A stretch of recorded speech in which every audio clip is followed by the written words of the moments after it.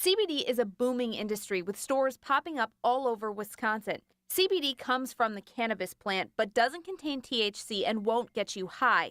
It's added to edibles, creams, and oils, claiming to help with everything from arthritis to anxiety.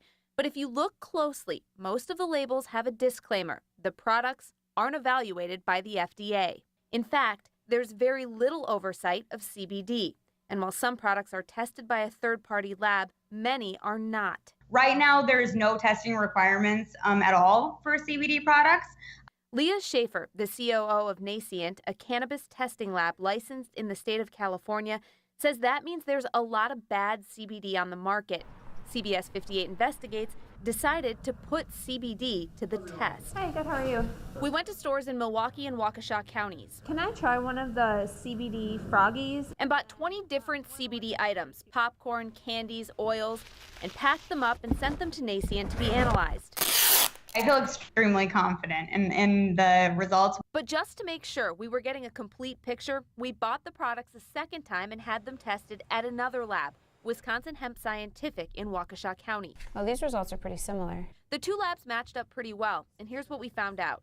When you buy CBD products, you don't really know what you're going to get. Of the 20 products that we tested, 2 actually had more CBD than advertised. Only 4 of the products had between 75 and 100% of the CBD the label claimed. 1 had about 50%. Then the largest group, 8 products, had less than 25% of the CBD the label said, and 4 of them didn't have any at all. And while the results shocked us, experts say it's pretty typical. That's fairly consistent for what you would see if you kind of just pulled products off the shelves. Only 3 products got different results at the 2 labs, the popcorn and 2 gummies. Both labs tell CBS 58 Investigates that happens not only because the way labs test can vary, but also because edibles are hard to manufacture consistently, especially if the CBD is just sprinkled on top. And that can also be difficult for the consumer to be able to dose themselves appropriately because they don't know what they're going to be taking in each time they take a bite. We also had 2 oils that had small amounts of CBD, but the label doesn't say what should have been inside. Once we had the results, we decided to see what the manufacturers had to say.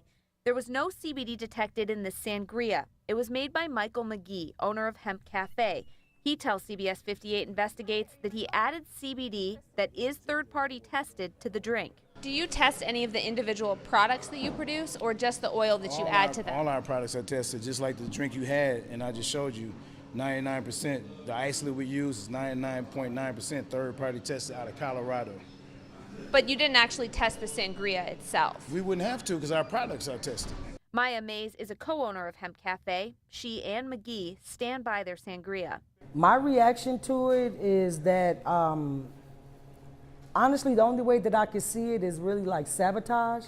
When you say sabotage, who do you think is trying to sabotage? Well, one may never know. All I know is that we put CBD in our products. We also reached out to Hemp Bombs and Platinum X CBD, but neither got back to us. The most accurate product we tested came from CBD Therapeutics of Wisconsin. The oil had 95% of the CBD it claimed.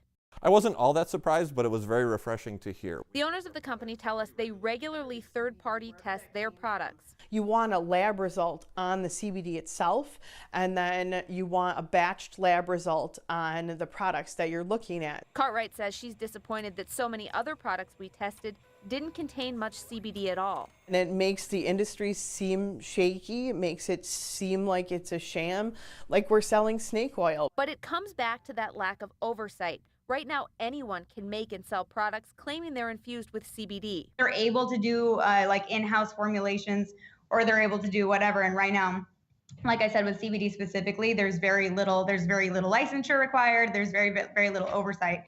Both testing labs we worked with say that needs to change, whether it's the FDA that steps in or each individual state. Cartwright agrees and is working with legislators on a new hemp bill to tighten rules in Wisconsin. But not all manufacturers are on board. But if there were set standards, do you think that would protect you? I don't think the FDA is going to protect the businesses. I think the consumers can be protected, definitely, but businesses, no.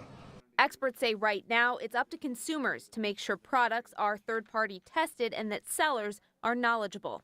I think that people really don't understand that it's a buyer beware market, that they should do a lot of research before buying a product.